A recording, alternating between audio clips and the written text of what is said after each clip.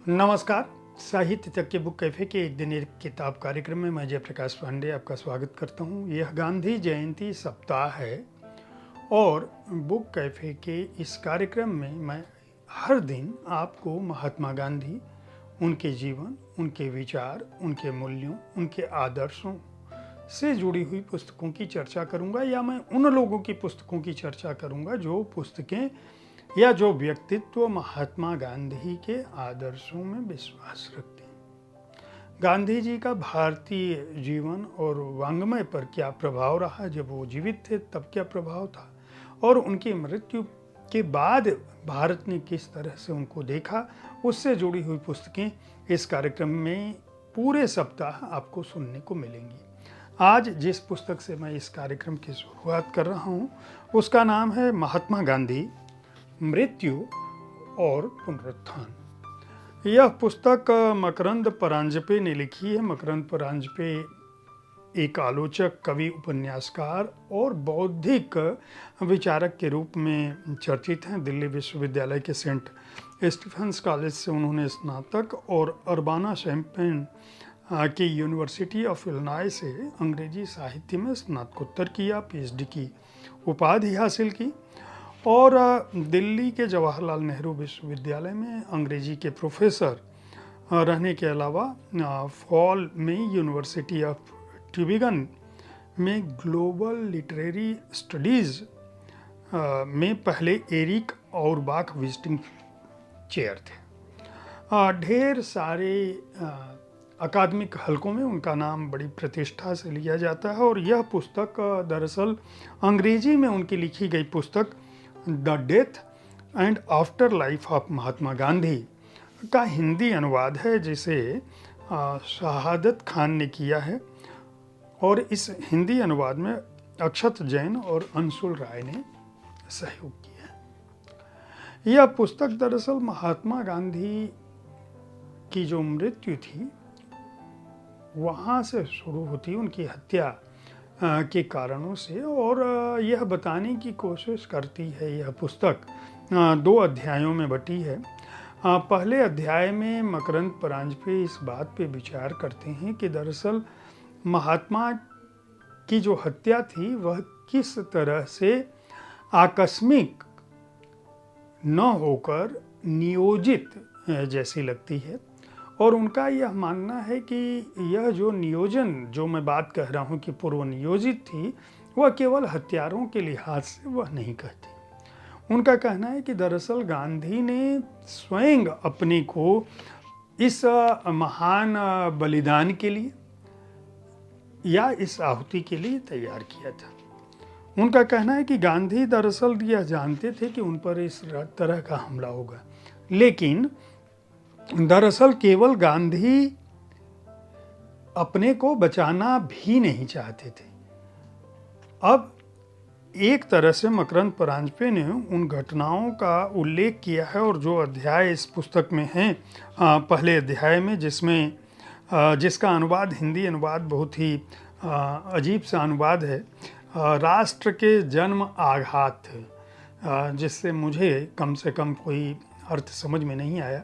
जब मैं इस पुस्तक को पढ़ रहा था तो मुझे यह लगा कि इसका अनुवाद जो है, हिंदी अनुवाद, बेहद कह सकते हैं कि स्तरहीन अनुवाद है, जिसमें बहुत बार बहुत सारे पृष्ठों पर आप बहुत सारे वाक्यों का कोई अर्थ नहीं महसूस कर पाते हो। शहादत जिनसे अनुवाद कराया है पेंगुइन रैंडम हाउस ने, उनको अभी और श्रम करने की ज़रूरत है, अनुवाद पर और काम करना चाहिए, और बड़े प्रकाशकों को इस बात का ध्यान रखना चाहिए कि अगर वो किसी अनुदित कृति, किसी बड़ी कृति का अनुवाद प्रकाशित कर रहे हैं तो उसके संपादन पर थोड़ा ध्यान दें, उसके संपादन पे पैसे खर्च करें, और जिस तरह से अंग्रेजी की किताबों का संपादन होता है उस तरह से हिंदी में अगर कोई किताब आ रही है तो उसका भी संपादन उतना श्रेष्ठ स्तर पर कराएं।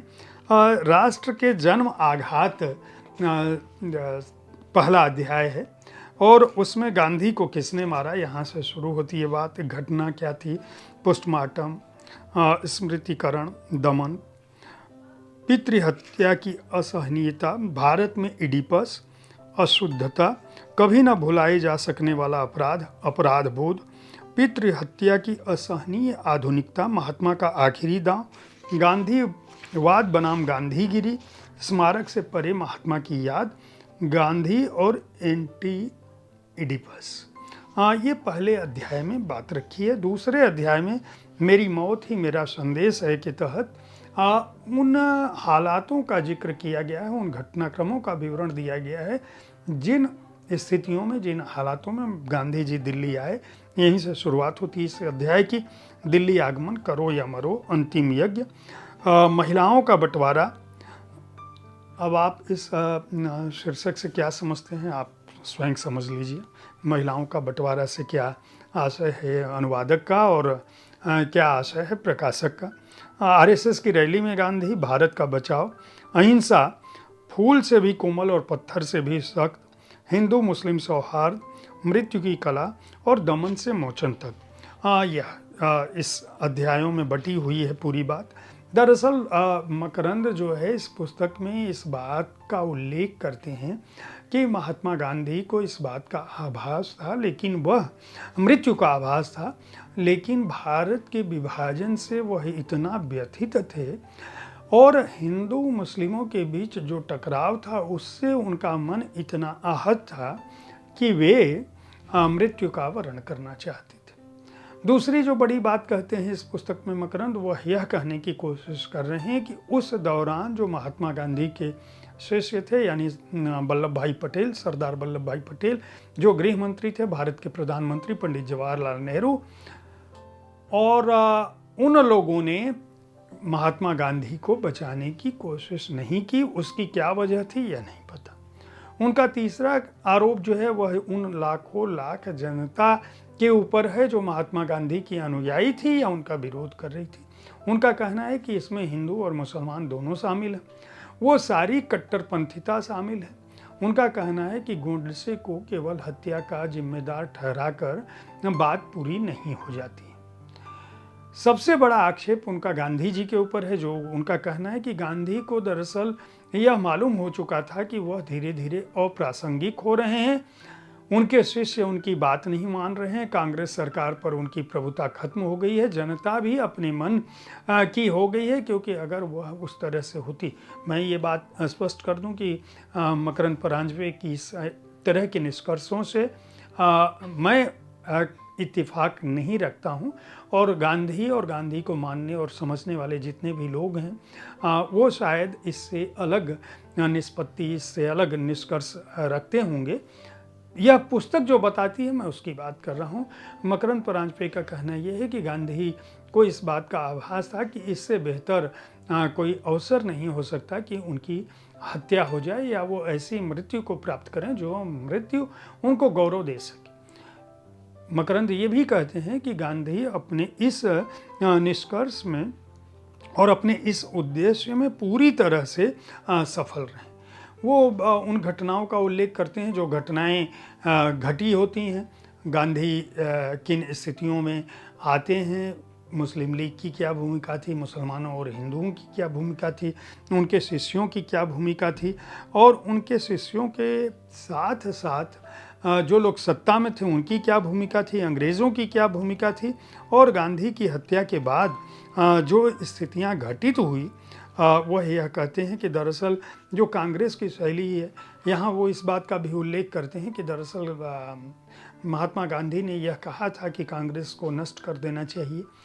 तो हो सकता है कि ये वजह रही हो कि उनके ऊपर जो खतरे बढ़ रहे थे उस पर उनके शिष्यों ने ध्यान न दिया हो।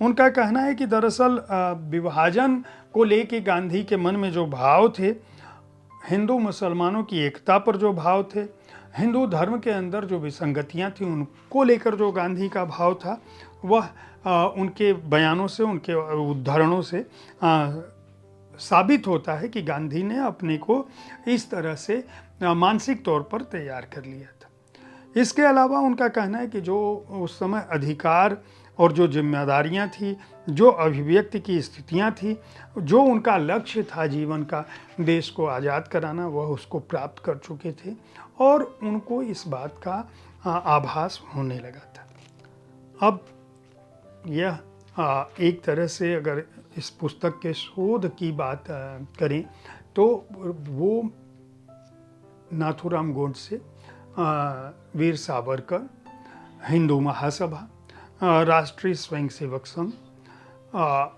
मुस्लिम लीग, इन सबके साथ साथ कांग्रेस, और कांग्रेस की उस समय की सरकार को भी उतना ही दोषी पा रहे हैं, ठहरा रहे हैं, जितना दोष गांधी के हत्यारे का था। दूसरी चीज़ वो ये कहना चाहते हैं कि दरअसल गांधी की जीवन का जो मूल उद्देश्य था वो अपने उस उद्देश्य में सफल रहे। गांधी अपनी मृत्यु के बाद भी उससे कहीं अधिक प्रासंगिक हुए जितनी प्रासंगिक वो अपने जीवन काल में थे। अब इसके पीछे यह पुस्तक यह बताने की कोशिश करती है कि दरअसल गांधी की उस स्थापना के पीछे जब पंडित जवाहरलाल नेहरू या उस समय की सरकार के अपने स्वार्थ थे, राजनेताओं के अपने स्वार्थ थे, लेकिन परांजपे इस बात को भूल जाते हैं कि दरअसल गांधी की जो छवि थी वह पूरी दुनिया में जो आस्था थी। अगर बराक ओबामा अमेरिकी संसद में खड़े होकर राष्ट्रपति बनने के बाद यह वक्तव्य दे सकते हैं कि अगर महात्मा गांधी नहीं होते तो बराक ओबामा आज यहाँ नहीं होता, तो निश्चित रूप से गांधी की प्रासंगिकता केवल कांग्रेस या केवल भारत में नहीं थी। उनके जो जीवन मूल्य थे, सत्य, अहिंसा, सत्याग्रह, ये इतने बड़े जीवन मूल्य हैं जिन्हें भारत की संस्कृति, भारत की सभ्यता के साथ जोड़ा जा सकता है। इसके अलावा परांजपे ये भी कहने की कोशिश करते हैं कि दरअसल गांधी एक साथ, गांधी की यह दिक्कत थी कि गांधी एक साथ सबसे बड़े हिंदू भी थे और मुसलमानों के संरक्षक भी थे। मजे की बात यह है कि मुस्लिम लीग उन्हें मुसलमानों का प्रतिनिधि और संरक्षक मानने से इनकार करती थी और हिंदू महासभा उन्हें हिंदुओं का संरक्षक और प्रतिनिधि मानने से इनकार करती थी। इसी तरह से उनकी अपनी जो विचार हैं, जितने भी विचार अस्पृश्यता को लेकर जो उनका अभियान था, उसके चलते जो बड़ी जातियों के लोग उनका विरोध कर रहे थे, मकरंद परांजपे उन स्थितियों को भी इसमें जिम्मेदार ठहराते हैं। और वो ये कहते हैं कि दरअसल गांधी ने 11 नवंबर 1947 के उनके एक पत्र का उल्लेख करते हैं, और जिसमें एक वाक्य है जिस पर मैं समझता हूँ कि जिसके चलते मकरंद परांजपे को यह पुस्तक लिखने की प्रेरणा मिली होगी। हालांकि उन्होंने ये बताया है कि वो ऑक्सफोर्ड में किस तरह से हिंदू संस्कृति पर और उसकी सभ्यता पर जो वहाँ चैप्टर है और वहाँ बहुत सारे लोगों से जुड़ी हुई किताब है, और महात्मा गांधी के जीवन पर एक ऐसी किताब होनी चाहिए थी जो बतौर हिंदू उनके अर्थों को तलाश सके या उनके जीवन और उनकी मृत्यु के बाद की स्थितियों को तलाश सके। इसके लिए यह पुस्तक, इस पर काम करते करते उन्हें लगा कि यह पुस्तक आनी चाहिए। यहाँ उन्होंने जो सुकरात की तरह ये तर्क जो महात्मा गांधी ने दिया था उसका उल्लेख किया है कि जीवन के प्रलोभनों पर विजय पाने की अपनी लड़ाई में सहायता के लिए मृत्यु को बुलाओ। मृत्यु को टालने के लिए कायर व्यक्ति इज्जत, पत्नी, बेटी सब कुर्बान कर देता है। साहसी व्यक्ति स्वाभिमान के समर्पण की अपेक्षा मृत्यु को तरजीह देता है। शुरुआत हमेशा कुछ लोगों के द्वारा की जाती है, यहाँ तक कि एक से भी।